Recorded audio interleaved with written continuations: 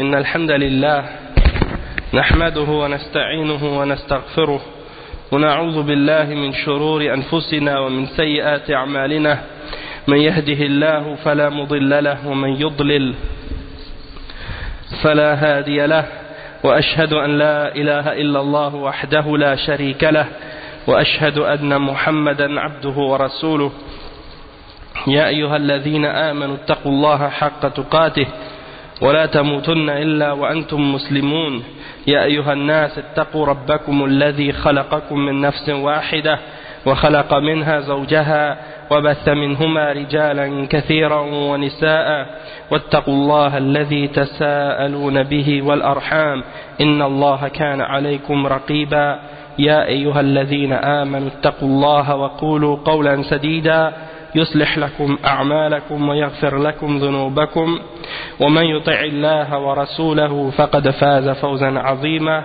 وإن خير الكلام كلام الله وخير الهدي هدي محمد صلى الله عليه وسلم وإن شر الأمور محدثاتها وكل محدثة بدعة وكل بدعة ضلالة وكل ضلالة في النار أما بعد. Donc aujourd'hui on commence le cours numéro 2 dans les durous du Ramadan, les cours du Ramadan, c'est-à-dire les règles qui ont rapport avec le Ramadan, le mois du Ramadan. Le Cheikh Al-Fawzan, dans son livre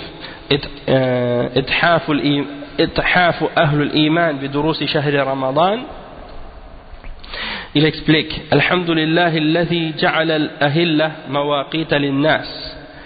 والصلاة والسلام على نبينا محمد وآله وصحبه ومن تبعهم بإحسان أما بعد. قال الله تعالى: فمن شهد منكم الشهر فليصمه. أوجب الله سبحانه وتعالى في هذه الآية على عباده صوم شهر رمضان كله من أوله إلى آخره. أوله يعرف بأحد أمرين. Le cheikh, le titre du cours d'aujourd'hui, c'est l'explication des choses par lesquelles on établit, ou on détermine, ou on affirme que le mois du Ramadan est entré.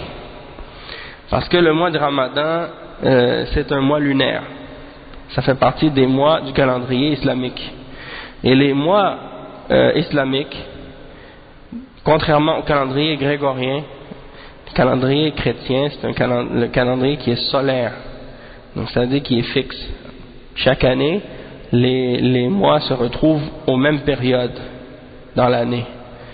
Le mois de décembre, ça va toujours être en hiver, puis le mois de juin, ça va toujours être en été, parce que c'est solaire. Le mois lunaire, c'est différent. C'est jamais stable. Un mois peut être autant en été qu'en hiver, parce que chaque année, ça recule. D'accord? Et le calendrier donc islamique est basé sur la lune, selon les phases à partir de la naissance du croissant jusqu'à ce que la lune soit pleine. Ça c'est la moitié du mois. Puis de la moitié du mois, donc de la pleine lune jusqu'à ce que le croissant disparaisse. Ça fait soit 29 ou 30 jours. Et ça complète un mois islamique. D'accord? Et Allah subhanahu wa ta'ala dans le Coran il mentionne qu'il a établi l'année en 12 mois, ok, et que donc chaque mois il est soit de 29 ou de 30 jours. Le calendrier grégorien, comme je disais tout à l'heure, il est solaire, et ça c'est un calendrier qui a été établi par l'Église catholique. C'est un des papes de l'Église catholique qui s'appelait, je pense, Grégorien ou Grégoire ou quelque chose comme ça. C'est lui qui a établi ce calendrier là.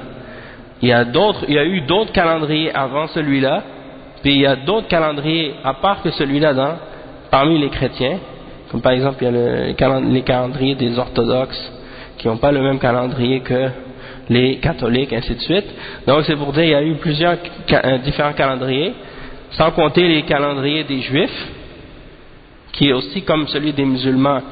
En fait, le calendrier des juifs est un mélange d'un calendrier solaire et lunaire en même temps, d'après ce que j'ai lu. Et également, il y a les calendriers des autres peuples qui suivent d'autres croyances, parmi les mouchriquines et les kuffars, en dehors des gens du livre, comme les calendriers chinois et hindous ou autres.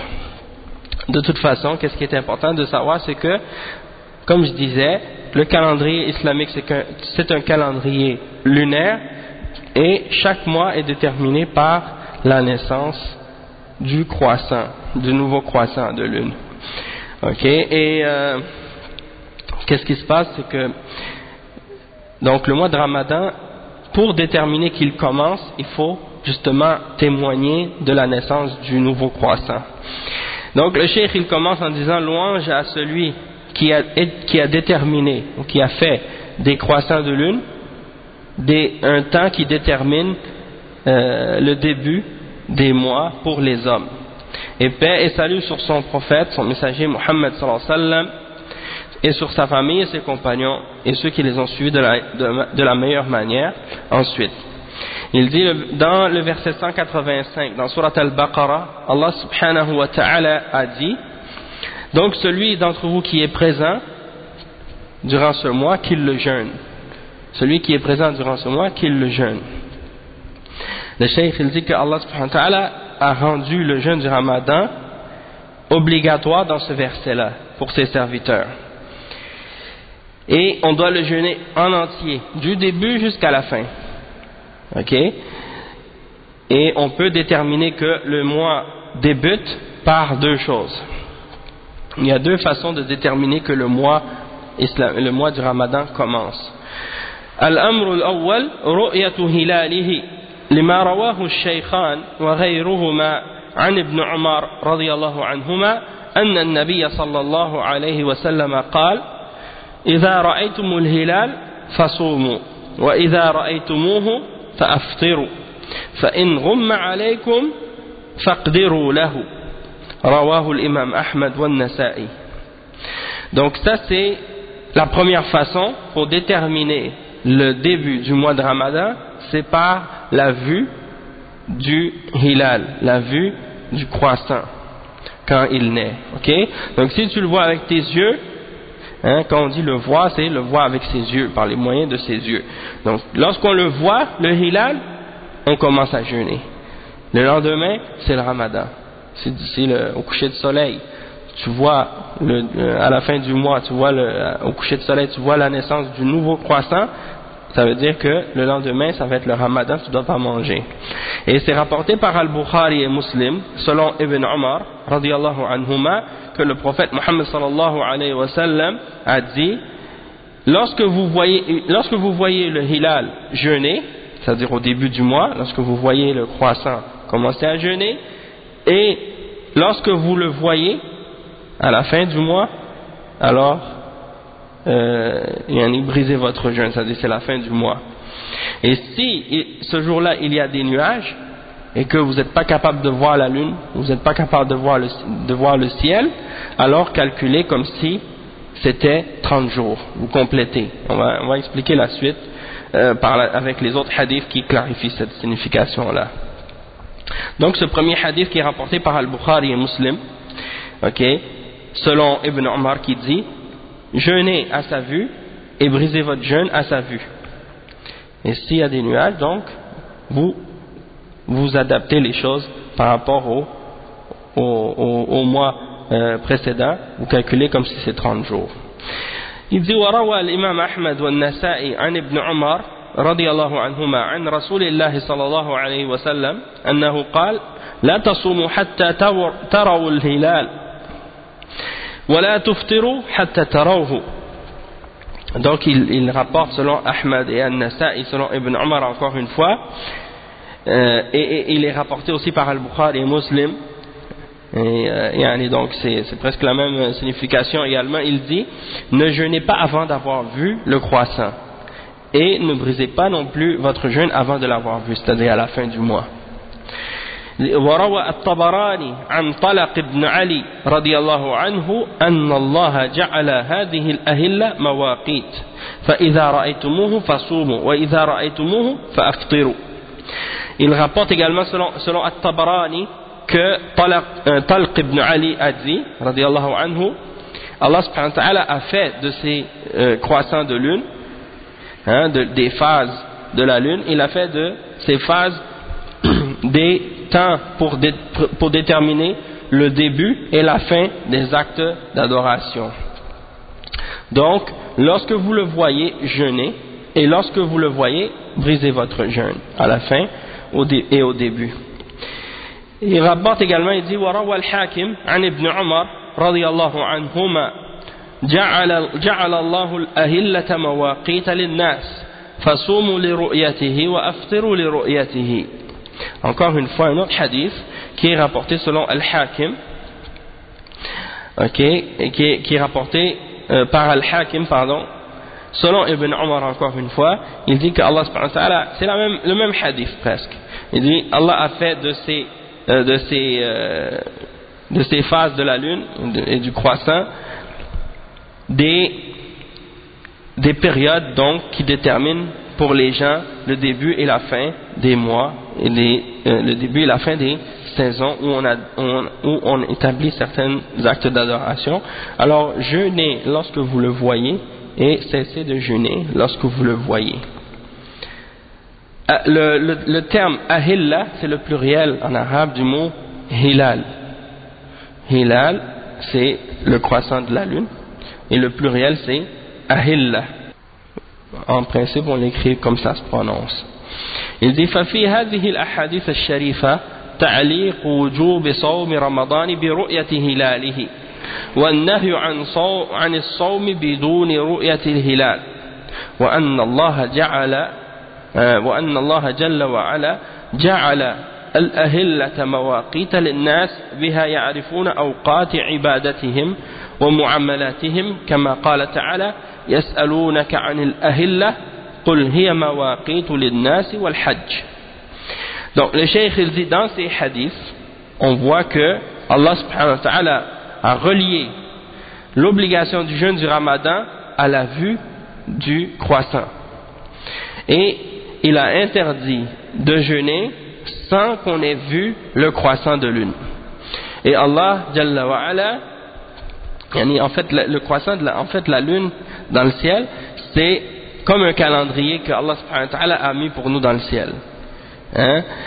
Si par exemple, parce que étant donné que ici on utilise un système de calendrier solaire, on n'a pas de moyen de déterminer réellement à part par calcul le début et la fin des mois. Et c'est très compliqué en réalité. Nous on n'a pas fait les calculs pour comprendre comment ça a été calculé tout ça. Mais ceux qui ont fait ces calculs là, ils savent que c'est très très compliqué et c'est tellement compliqué que c'est à cause de ça qu'ils sont obligés de faire à chaque 4 ans les années bissextiles pour corriger l'erreur justement qui se produit à cause du changement. À chaque année on rajoute un jour, le mois de février, des fois il est 28, des fois il est 29. Le calendrier islamique il est basé sur la lune, donc c'est très très très simple, hein? Juste en regardant la lune, tu peux à peu près savoir quel jour du mois on est. Si tu vois que c'est la pleine lune, tu sais qu'on est environ autour du 14, du 15 ou du 16. Hein? Donc c'est un calendrier que Allah nous a mis là pour qu'on puisse en profiter et qu'on puisse l'utiliser. Malheureusement, on voit que il y a des hommes qui ont préféré autre chose. Et c'est triste en même temps parce que on se complique la vie inutilement. Donc le cheikh dit qu'il a fait de la vue du croissant il a fait de ça le signe déterminant par lequel on sait qu'il est obligatoire de jeûner et quand est-ce que on commence. Et il dit que Allah subhanahu wa ta'ala a fait des croissants de lune des temps par lesquels on peut justement savoir quand est-ce qu'on doit commencer certaines adorations ou quand est-ce qu'on commence certaines transactions. Et il donne l'exemple par exemple du verset 189 dans Surat Al-Baqarah dans lequel Allah subhanahu wa ta'ala il dit il te demande au sujet des croissants de lune. Dit ce sont des temps pour les hommes pour déterminer le temps pour les hommes et aussi pour le début du Hajj et des choses de ce genre. Donc ça c'est dans le verset 189 dans Surat Al-Baqarah. Juste pour vous donner la façon comment ils ont traduit le verset dans la traduction de l'imprimerie de Médine, ils t'interrogent sur les lunes, sur les nouvelles lunes. Dit, elles servent aux gens pour compter le temps et aussi pour le Hajj. Donc ça c'est un exemple de l'utilité des nouvelles lunes ou des croissants. وهذا من رحمة الله بعباده وتيسيره لهم حيث علق وجوب الصيام بأمر واضح وعلامة بارزة يرونها بأعينهم وليس من شرط ذلك أن يرى الهلال كل الناس بل إذا رآه بعضهم ولو شخصا واحدا لزم الناس كلهم الصيام.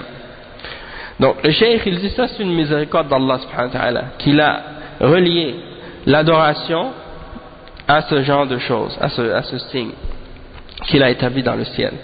Et c'est pour leur faciliter la vie en fait, pour leur faciliter l'adoration, pour leur faciliter les choses. Et donc il a accroché l'obligation, il a relié l'obligation du jeûne à quelque chose de clair et à un signe apparent que tout le monde peut voir avec ses yeux. C'est pas basé sur un calcul.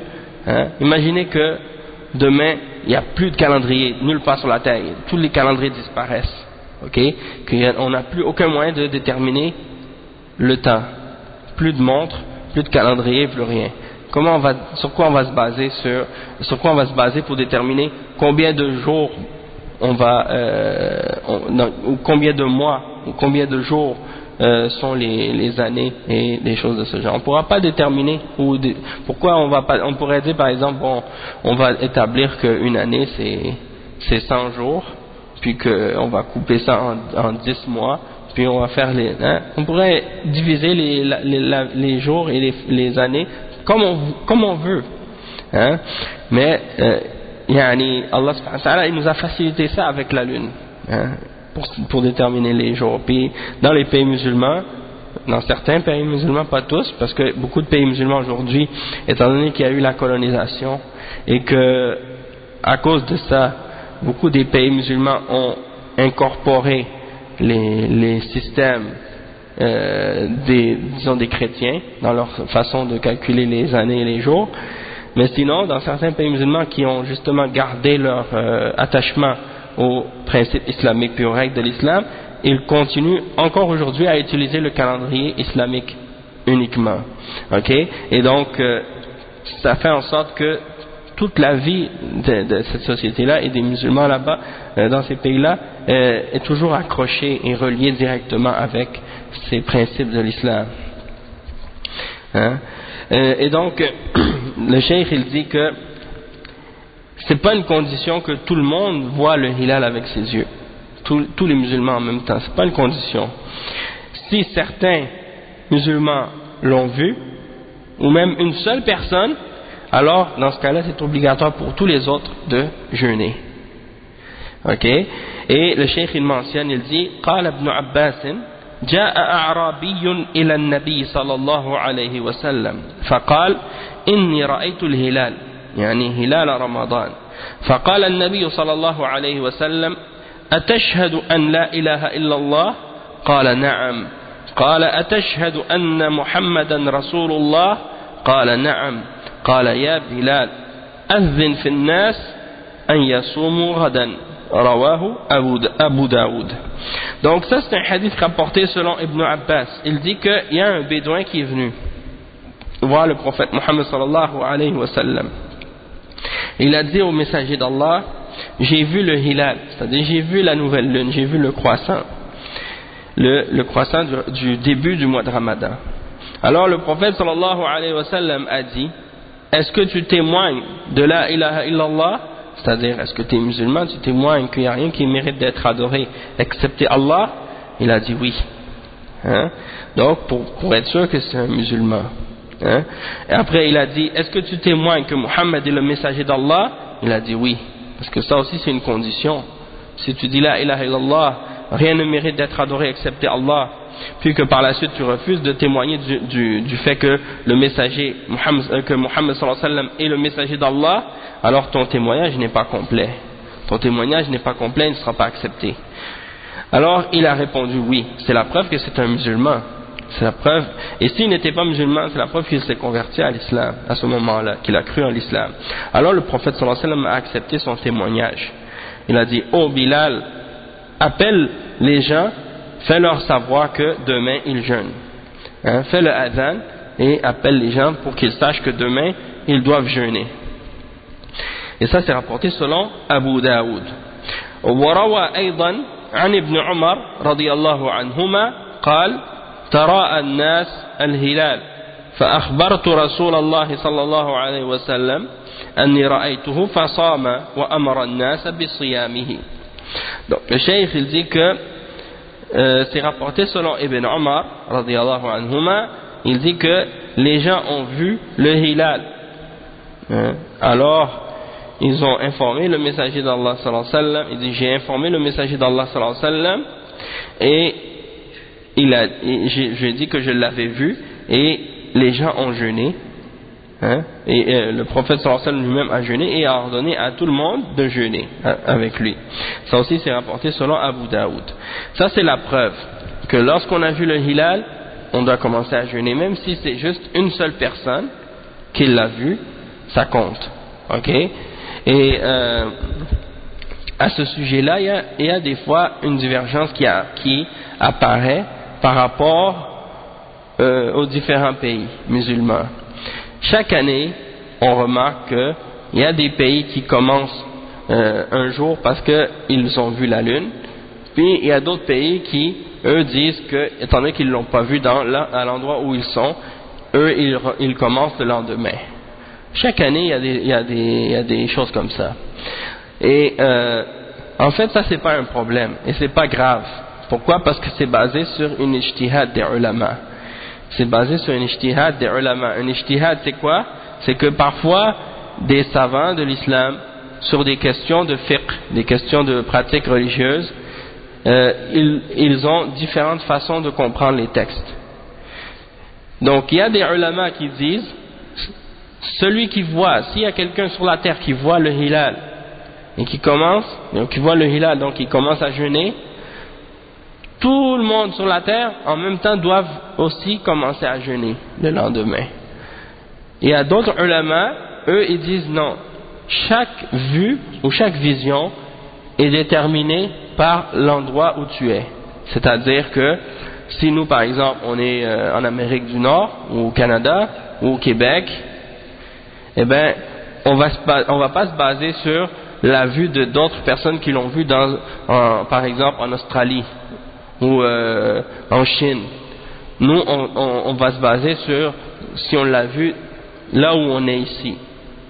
Et les deux, ils se basent sur les mêmes hadiths et les mêmes paroles du prophète sallallahu alayhi wa sallam, sauf que ils le comprennent différemment. Il y en a qui comprennent de façon à dire non, si on l'a vu une place, alors ça compte pour tout le monde doit jeûner en même temps.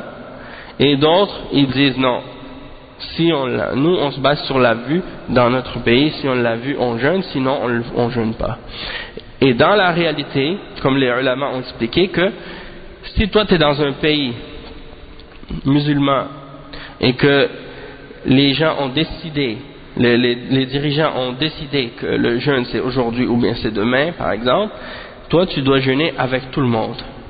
Tu peux pas dire non, moi je vais jeûner tout seul, je vais pas faire qu'est-ce qui a été décidé par les responsables de mon pays. Non, tu dois pas te prendre des positions singulières ou des opinions singulières pour dire je veux pas faire comme suivre tout le monde. Sinon ça fait des divergences inutiles. Dans des pays comme ici par exemple au Canada ou bien dans d'autres pays, des fois il n'y a pas étant donné qu'il n'y a pas vraiment d'unité entre les différentes mosquées, vous allez voir parfois certaines mosquées commencent un jour, d'autres mosquées commencent le lendemain, parce que chacun suit son pays d'origine. Donc ça crée parfois des divergences et des conflits inutiles. Mais ça, encore là, c'est pas grave, c'est pas si grave que ça quand même. Hein, si les gens peuvent s'entendre sur une opinion, puis jeûner tout en même temps le même jour, ça c'est mieux. C'est mieux parce que ça élimine les causes de divergence inutiles. Mais sinon, Inch'Allah, on espère que ça va pas être, ça va pas causer trop de conflits entre les gens de façon inutile. Oui, ça aussi des fois il y en a comme le frère il dit, il y en a c'est pas 2 jours de différence, il y en a c'est 3 jours de différence. Là dans ce cas-là c'est exagéré et il n'y a pas de raison qu'il y ait 3 jours différents pour fêter l'Aïd ou bien pour commencer le jeûne. Il n'y a pas de raison puisqu'il y a juste 2 possibilités, soit que c'est un jour ou c'est le lendemain. Donc le faire un 3e jour après ça c'est dépasser la limite de qu'est-ce qui est possible et de qu'est-ce qui est acceptable. Et aussi par exemple, aussi il y en a qui font des grosses histoires avec ça comme si c'était vraiment grave qu'il y ait cette divergence d'opinion là entre les pays musulmans par rapport au début du jeûne, alors que c'est une question d'ijtihad comme on l'a dit, et il y a d'autres questions qui font partie des fondements de la religion, du tawhid et de la aqida et du manhaj des salaf. Ils divergent sur ces questions là et ça les dérange pas. Les questions qui ont rapport avec la foi en Allah, la croyance, la façon de suivre le prophète sallallahu alayhi wa sallam, la façon de comment comprendre le Coran et comment comprendre la sunna, ils divergent sur ça et ça les dérange pas, alors que c'est obligatoire d'être unis et c'est interdit de se diviser sur ces choses-là. Ça les dérange pas, ils restent dans leur division. Mais sur des questions d'ijtihad, dans les questions de fiqh comme celle-là où la divergence peut être acceptée, lorsque quelqu'un a suivi son opinion avec sincérité, puis qu'il a cherché la vérité, puis qu'il est arrivé à cette conclusion-là, parmi les ulama. Alors, dans ce cas-là, les ulama, ils se condamnent pas les uns les autres dans ces décisions-là, et les gens en font des grosses histoires comme si c'était grave. Donc on voit le débalancement des fois entre les positions selon les divergences. Des fois c'est la preuve que les gens ont mal compris. Toutefois la bonne position, en tout cas moi la position que j'ai vue par rapport au texte et aux références et aux preuves qui ont été rapportées par les ulama à ce sujet-là, au sujet de cette question-là, c'est que tout le monde devrait jeûner du moment qu'un pays a vu la lune, tout le monde devrait suivre. Il y a des textes, il y a des hadiths qui prouvent ça, et à notre époque, avec les moyens de communication, c'est très facile de faire passer la nouvelle partout si un pays a vu la lune quelque part, de le faire savoir à tout le monde. Il ne devrait pas y avoir d'excuses pour que les gens ne jeûnent pas. Des fois tu vois 2 pays qui sont collés un à côté de l'autre, ils n'ont presque pas de différence par rapport à la vue de la lune, et puis tu vois que un jeûne un jour, puis le jour lendemain, l'autre jeûne le lendemain. Il y a même dans certains pays où il y avait à un certain moment, il y avait une division dans le pays. Il y avait, comme par exemple au Yémen, il y avait le nord et le sud. Et puis le Yémen du nord jeûnait pas le même jour que le Yémen du sud, alors qu'il y a la même lune. Ouais, c'est ça. Pourquoi? Parce que je vais vous expliquer, on va arriver à ça plus tard, Inch'Allah. Mais ça, c'est juste pour vous faire comprendre que ces divergences-là sont présentes. Puis, Inch'Allah, on espère que, avec le temps, si les gens s'accrochent au Coran et à la Sunna, que ces divergences-là vont s'éliminer petit à petit, Inch'Allah. Le cheikh dit ensuite, comme deuxième manière de déterminer l'entrée du jeûne. Donc ça, c'est la première façon, c'est par la vue du hilal. Ok, et c'est pas nécessaire que ce soit avec comme un télescope très puissant. Tu regardes la lune pour voir est-ce qu'elle est née ou non, ou des choses de ce genre. Non, quand tu dis que tu l'as vu, c'est-à-dire tu l'as vu à l'aide de tes yeux, pas avec un télescope spécial ou avec des instruments très très sophistiqués que seulement comment on appelle, astronomistes, les astronomes utilisent, ou bien des matériaux très très dispendieux. Non, c'est pas nécessaire. C'est avec l'œil nu, comme les bédouins, ils regardaient le ciel, voyaient Des fois, avec la lumière de la ville, on peut pas les voir facilement aussi, parce qu'il y a trop de clarté. Même les étoiles, on les voit pas des fois. Mais des fois, quand on va un peu plus loin, à l'extérieur de la ville, on arrive à voir plus clairement le ciel, puis on arrive à le distinguer plus facilement, le croissant.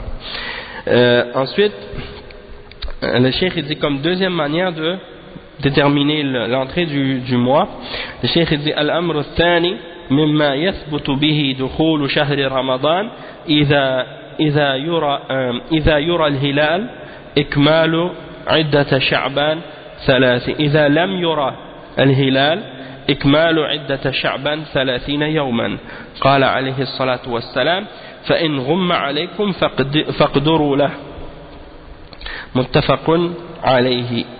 معنى غم عليكم أي إذا غطى الهلال شيء حال دون رؤيته ليلة 30 من شعبان من غيم أو قتر فقدروا عدد شهر شعبان تاما بأن تكملوه 30 يوما.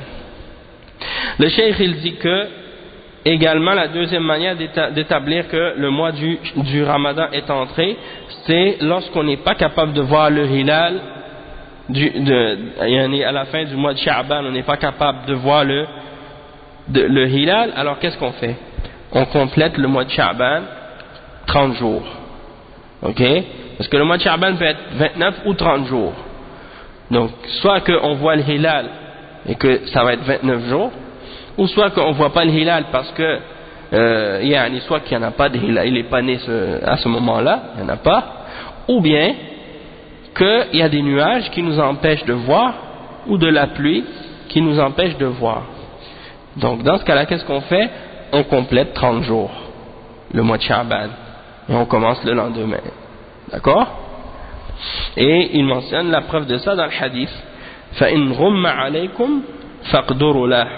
C'est-à-dire, ça c'est rapporté par le Bukhari et Muslim, on l'a mentionné plus tôt, si vous avez été empêché de voir, il y a quelque chose qui a couvert le ciel, soit par exemple la pluie comme on a dit, ou bien les nuages, des choses comme ça, on complète 30 jours le mois de Sha'ban. comme il dit كما يدل على ذلك قوله صلى الله عليه وسلم في الحديث الآخر فإن غم عليكم فأكملوا العدة 30 فأكملوا العدة 30 متفق عليه. Donc si le prophète sallallahu alayhi wa sallam il dit dans un autre hadith qui est rapporté aussi par Al-Bukhari et Muslim, si il y a quelque chose qui a couvert le ciel qui vous a empêché de voir, alors complétez le nombre de 30, complétez le nombre de jours à 30 pour le mois de Sha'ban. Muttafaqun alayh. Il dit ومعنى هذا تحريم صوم يوم الشك وقد قال عمار بن ياسر رضي الله عنه من صام يوم الذي يشك فيه فقد عصى أبا القاسم. Donc le cheikh dit ça signifie une autre chose également, c'est l'interdiction de jeûner le jour de doute. Quelqu'un pourrait dire par exemple, bon moi je vais être sûr que je ne vais pas manquer le début, donc je ne vais pas regarder quand est-ce que le croissant va sortir ou quand est-ce qu'il ne va pas sortir, je vais jeûner. Comme ça je vais être sûr de l'avoir.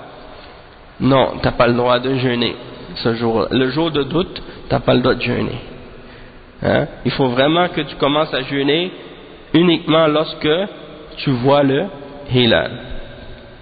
Et il mentionne que ça c'est quelque chose qui est basé sur un hadith du prophète sallallahu alayhi wa sallam. Il dit que Ammar ibn Yasir radiyallahu anhu a dit, celui qui jeûne le jour du doute, alors dans ce cas-là il a certes désobéi à Abul Qasim, c'est-à-dire le prophète Muhammad sallallahu alayhi wa sallam. Sa kunya, son surnom c'est Abul Qasim. Donc celui qui jeûne ce jour-là, il a désobéi au prophète sallallahu alayhi wa sallam. C'est rapporté par Abu Daoud, At-Tirmidhi, An-Nasa'i, Ibn Majah, et At-Tirmidhi il dit Hassan Sahih. Il dit que c'est un hadith Hassan Sahih. Cheikh il dit ensuite فالواجب على المسلم اتباع ما جاء عن الله ورسوله في صيامه وفي عبادته كلها وقد حدد الله ورسوله معرفة دخول شهر رمضان بإحدى علامتين ظاهرتين يعرفهما العام والمتعلم رؤية الهلال أو إكمال عدة شعبان 30 يوما. Donc le cheikh il dit que qu'est-ce qui est obligatoire pour le musulman s'il suit ce qui est ramené par Allah subhanahu wa ta'ala et de la part d'Allah et de la part de son messager sallallahu alayhi wa sallam par rapport à son jeûne et par rapport à son adoration en général, tout ce qu'il fait comme adoration pour Allah subhanahu wa ta'ala, c'est qu'il suive ce qui a été déterminé par Allah subhanahu wa ta'ala et par son messager pour connaître l'entrée du mois du jeûne du Ramadan par un des deux signes apparents. Un des deux signes apparents que tout le monde peut connaître, c'est-à-dire tout le monde est capable de les déterminer, peu importe que tu sois le commun d'entre les musulmans, quelqu'un qui n'a aucune connaissance des mathématiques, quelqu'un qui n'a pas étudié l'astronomie, quelqu'un qui est simple, qui n'a pas fait d'études poussées, hein? Et les gens qui sont éduqués également, ils sont capables de le comprendre aussi. Et ces deux signes qui sont apparents là, c'est quoi? La vue du hilal, ça c'est le premier, et le deuxième c'est de compléter le nombre du mois de Sha'ban, 30 jours. Ça c'est deux choses faciles. Ça ne demande pas beaucoup de connaissances, ça ne demande pas beaucoup d'expertise, ça ne demande pas beaucoup d'études, deux choses faciles, tout le monde dans ça est égal. À part si quelqu'un a besoin de lunettes, comme moi par exemple, bon, si j'ai pas mes lunettes, je ne vais pas voir le hilal, même s'il est devant moi. Mais c'est pour ça qu'on peut utiliser les lunettes, ça il n'y a pas de problème, parce que c'est pour améliorer ta vue normale. Mais qu'est-ce qui n'est pas correct, c'est quand tu vas rajouter quelque chose à ce qui est dans le Coran et dans la Sunna pour déterminer le jour du début du Ramadan. Et ça le cheikh il va l'expliquer. Il dit فَمَنْ جَاءَ بِشَيْءٍ يَزْعُمُ أَنَّهُ يَجِبُ بِهِ الصَّوْمُ مِنْ غَيْرِ مَا بَيَّنَهُ الشَّارِعُ فَقَدْ عَصَى اللَّهَ وَرَسُولَهُ. Donc il dit, celui qui pense qu'il va ramener quelque chose qui va déterminer l'obligation de jeûner autre que ce que Allah subhanahu wa ta'ala et son messager ont mentionné, alors il a désobéi à Allah et à son messager. C'est-à-dire, il y a deux façons que Allah nous a montré comment déterminer le début du jeûne du Ramadan. Soit avec la vue du hilal, ou bien avec le fait de compléter le mois de Sha'ban, 30 jours. Quelqu'un arrive avec d'autres méthodes pour essayer de déterminer le début du Ramadan, le mois de Sha'ban. Le mois de Sha'ban, c'est le mois qui vient avant Ramadan. Donc, le mois de Sha'ban, il peut être soit 29 jours, ou soit 30. D'accord? Donc, si quelqu'un ramène une autre méthode, soit par le calcul, soit par autre chose, dans ce cas-là, on va dire quoi? On va dire non, c'est pas permis, c'est pas correct. Nous, on se base sur les choses qui sont déterminées par la charia. Et de faire ça, c'est une adoration. D'utiliser ces moyens-là, c'est une adoration pour Allah subhanahu wa ta'ala. Mais si tu cherches d'autres façons de le faire, comme par calcul ou par moyen autre que pour essayer de le trouver, alors tu sors de la limite de qu'est-ce que Allah a ordonné. Il dit le cheikh, كالذي يقول إنه يجب العمل بالحساب الفلكي في دخول شهر رمضان وهذا مع أن الحساب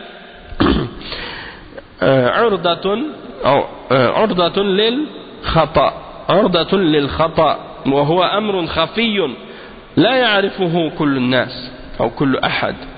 قال شيخ الإسلام ابن تيمية. Donc le cheikh il dit que il y en a qui disent qu'il est obligatoire d'appliquer les calculs astronomiques pour déterminer le début du mois de Ramadan.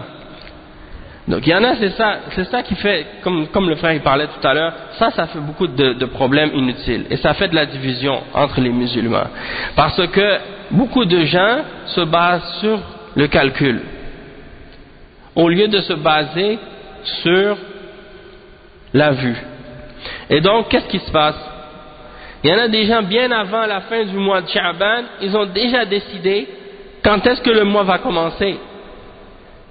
Et ça c'est pas correct, parce que déjà Allah subhanahu wa ta'ala il nous dit de commencer par rapport au hilal, et quand on l'a vu, ou bien de compléter s'il y a des nuages, hein, où tu peux pas voir.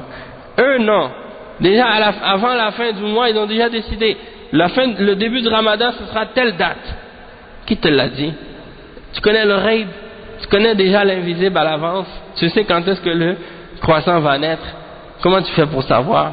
T'as fait les calculs, ou tu te bases sur les gens qui ont fait le calcul pour déterminer que ça va être ce jour-là. Hein? Donc tu as contredit la charia d'Allah en faisant ça. Et puis en plus de ça, le calcul qui est fait pour arriver à déterminer que c'est ce jour-là que le croissant, ou à tel, il y en a qui te disent même à quelle heure le croissant va naître, et ils te disent même à quel endroit il est né. Et quand on leur dit par exemple à tel endroit il y a des musulmans qui ont vu le hilal, ils disent non, ça se peut pas, parce que selon les calculs il est né à telle heure à tel endroit, donc c'est impossible qu'ils l'ont vu. Et ils se basent là-dessus au lieu de se baser sur la vue, hein, et sur les moyens qui sont déterminés par la charia. Et donc ça fait des problèmes, ça fait des divisions. Quand tu vas dans une ville par exemple, tout le monde attend pour dire bon, on va pas le dire tout de suite, on sait pas, donc on va attendre d'aller voir pour voir si on voit la lune ou non, ou si quelqu'un l'a vu. Eux ils attendent pas, ils déterminent déjà. Non, nous on n'attend pas, on dit c'est tel jour. Et même pour l'Eid c'est la même chose, ils savent déjà aujourd'hui déjà quand est-ce qu'ils vont faire l'Eid, hein? Ça c'est contraire à la sunna. Tu peux pas te baser sur le calcul. Déjà pour faire ces calculs-là, comme je disais tout à l'heure, c'est des calculs très compliqués. Et c'est pas n'importe qui peut les faire. Et même s'il les a fait, il n'y a rien qui prouve qu'il s'est pas trompé dans son calcul. Peut-être que lui il a calculé que le croissant va naître à telle heure et à tel endroit. Il s'est trompé dans un endroit dans son calcul. À cause de ça, il a déterminé la mauvaise date et le mauvais endroit.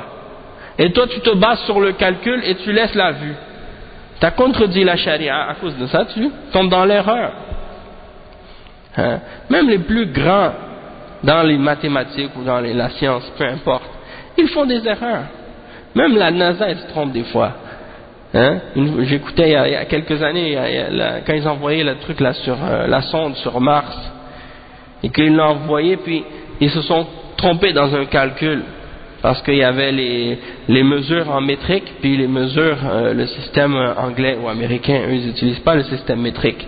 Ils avaient oublié de faire une conversion de valeur. À cause de ça, ils ont fait un mauvais calcul, la sonde est tombée directement, elle s'est écrasée, elle était plus bonne.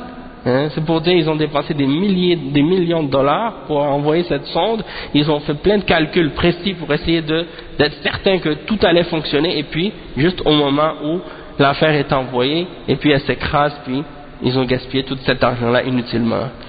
Hein? Pourquoi? Parce que les calculs, tu peux te tromper dans les calculs facilement. C'est des calculs très très précis. Tandis que, qu'est-ce que Allah nous a enseigné de suivre? C'est simple. Tu regardes, tu le vois, alhamdoulilah, tu commences. Tu le vois pas, tu commences pas. Aussi simple que ça. Tu commences un jour après. Il n'y a pas de calcul, il n'y a pas de fatigue, il n'y a pas de complications. Hein, pas besoin d'avoir fait d'étudier les maths jusqu'à un doctorat en maths pour savoir qu'il faut commencer quand le ramadan. Non, c'est pas nécessaire. Tout le monde peut le savoir. Même le plus simple des musulmans, hein, il est capable de le déterminer. Il est dans son champ avec ses animaux, avec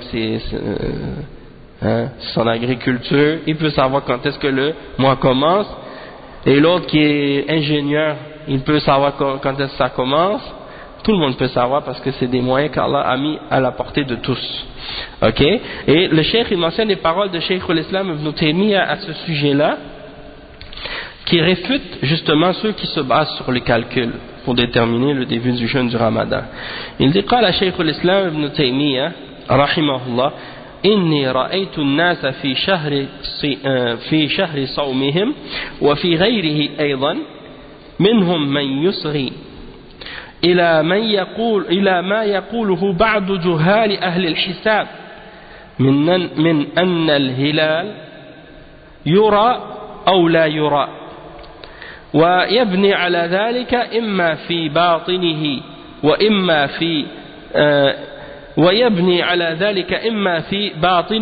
وإما في باطنه وظاهره، حتى بلغني أن من القضاة من كان يرد شهادة العدد من العدول لقول الحاسب الجاهل الكاذب أنه يرى أو لا يرى فيكون ممن كذب بالحق لما جاءه.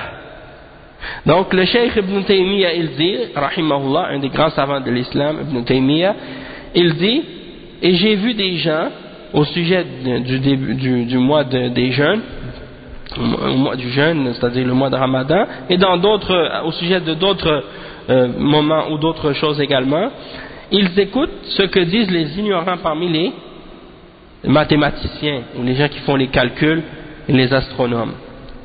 Hein? Ils se basent sur ces ignorants-là. Pourquoi ils les appellent des ignorants? Alors que les gens aujourd'hui, ils les considèrent comme des savants, ceux-là, ceux qui font ces genres de calculs-là. Parce qu'en principe, celui qui connaît les sciences de la dunya, mais qui ignore la religion d'Allah, c'est un ignorant, même si c'est le plus savant. Et celui qui ignore toutes les sciences de la dunya, mais qui connaît la religion d'Allah, c'est un savant, même s'il ne connaît rien des choses de la dunya. Ok? Donc, il les appelle des ignorants. Hein? Il dit, Juhalu ahli al-hisab. Hein? Ils écoutent ce que disent les ignorants parmi les gens qui font le calcul en disant que le hilal est vu ou il n'est pas vu. On le voit ou on ne le voit pas. Et il se base, il accepte ces choses-là en lui-même et il se base là-dessus pour des choses apparentes ou des choses qui sont intérieures. Même que certains, il dit, on m'a transmis que certains juges rejettent le témoignage d'un nombre de personnes fiables et honnêtes à cause de la parole d'un de ces astronomes ou de ces mathématiciens ignorants et menteurs qui dit par exemple il peut être vu ou il ne peut pas être vu. Donc tu vois qu'il y a des gens qui disent il y a des musulmans de telle place, ils ont vu le hilal. Et eux ils répondent, ils disent non, ça se peut pas. Parce que selon les mathématiciens, des fois c'est même des kuffars, c'est pas des croyants, et ils disent ah mais non, selon les mathématiciens, il n'est pas né encore le hilal. Ça se peut pas qu'on l'ait vu encore. Subhanallah. Qu'est-ce qu'ils ont vu alors? Ils avaient une ligne dans leur œil, un cil dans leur œil qui leur faisait voir qu'il y avait un hilal puis il n'y en avait pas. Hein? Comment ils ont pu le voir alors qu'il n'était pas né? Hein? C'est ça le problème. Alors, eux, ils préfèrent croire le mathématicien ou l'astronome plutôt que de croire ses frères qui l'ont vu avec leurs propres yeux et qui ont témoigné de ce qu'ils ont vu, hein? De façon honnête et de façon fiable, que ce sont des témoins oculaires et qui sont fiables et honnêtes. Donc, il dit que ce juge-là avait rejeté le témoignage de ce nombre de personnes qui étaient honnêtes et fiables pour la parole d'un de ces menteurs ignorants parmi les astronomes ou les mathématiciens ou je sais pas quoi, hein, par rapport au fait qu'il peut être vu ou il ne peut pas être vu. Et donc, il est entré dans la catégorie de ceux au sujet desquels on peut dire qu'il a traité la vérité de mensonge lorsqu'elle lui est venue. Jusqu'à ce qu'ils disent إنا نعلم بالاضطرار من دين الإسلام أن العمل في رؤية هلال صوم أن العمل في رؤية هلال الصوم أو الحج أو العدة أو الإيلاء أو غير ذلك من الأحكام المتعلقة بالهلال بخبر الحاسب أنه يرى أو لا يرى لا يجوز. Donc le cheikh il dit que on considère donc que on sait donc par nécessité de l'islam que le fait d'agir sur le fait d'agir sur le fait qu'on a vu le hilal, c'est ça qui est obligatoire, hein? Peu importe dans quelle question, par exemple pour le jeûne, pour le hajj, pour la idda, c'est-à-dire dans le divorce, ou pour par exemple al-ila, lorsque quelqu'un avait par exemple al-ila, c'est par rapport à quelqu'un qui s'est éloigné de son épouse pour un nombre de jours, il avait dit qu'il allait par exemple s'écarter de son épouse pendant un nombre de jours, al-ila, ou bien d'autres parmi les règles qui sont rattachées au hilal, c'est connu qu'on doit se baser sur le hilal et qu'il est interdit de se baser sur la parole du mathématicien ou de l'astronome qui dit par exemple il peut être vu ou il ne peut pas être vu, c'est-à-dire en parlant du croissant de lune. والنصوص المستفيضة عن النبي صلى الله عليه وسلم بذلك كثيرة. Et les textes du prophète sallallahu alayhi wa sallam à ce sujet-là sont très très nombreux et il y en a beaucoup. وقد أجمع المسلمون عليه. Donc tous les savants et tous les musulmans sont tous d'accord là-dessus. ولا يعرف فيه خلاف قديم أصلا ولا خلاف حديث. Il dit, on ne connaît même pas de divergence à ce sujet-là, ni anciennement et ni dans les temps modernes ou à l'époque. Ça c'est Ibn Taymiyyah qui dit ça à son époque. Ibn Taymiyyah qui est mort en 728 si je ne me trompe pas. Donc c'est pour dire, à son époque, il dit, je ne connais aucune divergence à ce sujet-là à la base. Aujourd'hui, il y a des gens qui ramènent ces divergences-là et qui veulent faire des problèmes entre les musulmans à cause de ça. Il y en a qui se basent sur les calculs, mais ils disent pas qu'ils se basent sur le calcul. Tu les vois, ils décident tel jour, mais ils font semblant comme s'ils se basent sur la lune, mais c'est pas vrai. Et donc ils sont toujours. Des fois, il y avait une histoire comme ça qui s'était passée. Je sais pas si c'était en Angleterre ou ailleurs. Ils se réunissent entre différentes mosquées pour dire bon, on va décider que on va aller envoyer quelqu'un pour voir la lune. Puis on va jeûner selon qu'est-ce qu'il a vu. Donc le jour du doute, ils envoient un groupe de personnes dans une place élevée ou quelque part plus loin pour voir est-ce qu'ils peuvent déterminer, est-ce qu'ils peuvent voir le croissant de lune ou non. Donc au début, ils ont fait ça par exemple une année ou deux. Puis après, qu'est-ce qui est arrivé, c'est qu'ils ont continué à dire qu'ils allaient le faire, mais ils n'allaient plus le faire. Ils faisaient juste déterminer par les calculs, par le calendrier. Et puis après ça, ils n'ont pas dit aux gens qu'ils ont changé leur méthode. Et donc ça faisait toujours des conflits. Parce qu'il y a des gens qui voyaient la lune, puis eux ils jeûnaient pas le jour qu'ils voyaient la lune, ils jeûnaient le lendemain. Donc là, mais comment ça se fait que la lune est là, vous jeûnez pas? Parce qu'on a vu qu'ils suivent le calcul, le calendrier, pas sur, se base pas sur la vue du hilal. Donc ça c'est la fin de la citation du cheikh ici des paroles de Ibn Taymiyyah à ce sujet-là. Donc vous allez en trouver plein maintenant des musulmans, même il y a des comités de fatwa en Europe qui ont qui ont même donné comme fatwa qu'ils acceptaient le calcul, puis qu'ils se basaient sur le calcul. Et même ici à Montréal, il y a des mosquées, ils disent ouvertement qu'ils se basent sur le calcul, et pour eux c'est pas contraire à la sunna de faire ça, et c'est pas rejeté. Ils le disent ouvertement, et ils sont en train de contredire la sunna de façon ouverte. Donc il faut juste être au courant de ça, puis se méfier de ce genre de comportement-là. Après le cheikh il dit وَفِي هَذَا مَشَقَّةٌ عَلَى الْأُمَّةِ وَحَرَجٌ. Et ça c'est en fait les gens qui se basent sur le calcul, ils rendent les choses plus difficiles pour la umma et ils font des complications inutiles. وَقَدْ قَالَ اللَّهُ تَعَالَى وَمَا جَعَلَ عَلَيْكُمْ فِي الدِّينِ مِنْ حَرَجٍ. Et Allah subhanahu wa ta'ala dit dans le verset 78 dans Surat Al-Hajj, et il n'a pas fait pour vous dans la religion aucune difficulté. Il n'a pas mis pour vous dans la religion aucune difficulté. فالواجب على المسلمين الاقتصار على ما شرعه الله ورسوله كما يجب على المسلمين الاقتصار على ما شرعه الله في غير شأن الهلال والتعاون على البر والتقوى والله ولي التوفيق. Donc le cheikh dit c'est obligatoire également pour les musulmans de se limiter à ce que Allah subhanahu wa ta'ala a légiféré, et ainsi que son messager sallallahu alayhi wa sallam, et c'est obligatoire aux musulmans donc de se limiter à ça, pas seulement dans la question du hilal, dans toutes les questions en général, et de s'entraider les uns les autres et de collaborer et coopérer dans la piété et dans le bien, dans la crainte d'Allah subhanahu wa ta'ala. Et Allah subhanahu wa ta'ala, c'est lui qui donne le tawfiq, c'est lui qui donne le succès. Donc on va s'arrêter ici pour qu'est-ce qui a rapport avec les règles.